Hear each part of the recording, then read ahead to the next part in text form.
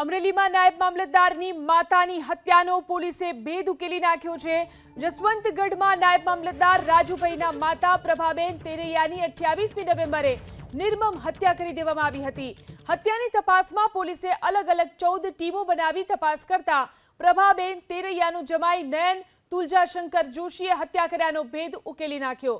પોતાના ઘર સંસારમાં સાસુ પ્રભાબેન આગ લગાવતા હોવાથી પત્ની સાથે અણબનાવમાં પ્રભાબેન જવાબદાર હોવાની આશંકા હતી, જે શંકામાં જમાઈ સાસુ માટે જ યમરાજ બની ગયો અને આરોપી નયને સાસુ પ્રભાબેન તેરૈયાની નિર્મમ હત્યા કરી નાખી।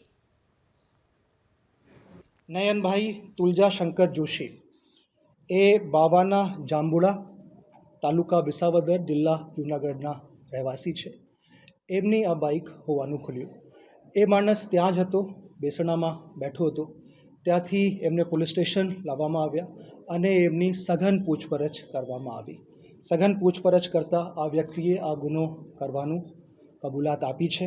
આ જે વ્યક્તિ નયનભાઈ તુલજાશંકર જોશી છે એની ઉંમર 34 વર્ષ છે અને એ ભોગ બનનારના જે મરણ જનાર પ્રભાબેન છે એમના જમાઈ થાય છે।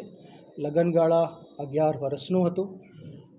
જે મારવાનું કારણ ખુલ્યું, આમાં જે એમના પત્ની હતા એમની સાથે એમનો ઝઘડો સતત ચાલતું હતું અને ઘણી વખત ભૂતકાળમાં 11 વર્ષ દરમિયાન પોતાના પિયરમાં ઘણી વખત એમના પત્ની આવ્યા છે અને એમને જે આરોપી છે એવું લાગતું હતું જે એમના મધર ઇન લો છે, જે ભોગ બનનાર છે, એ એમના વાઈફને સપોર્ટ કરી રહ્યા છે, એ એમના દિમાગમાં હતું। એ ધ્યાનમાં રાખીને આ આરોપીએ આ ઘટનાને અંજામ આપ્યો છે।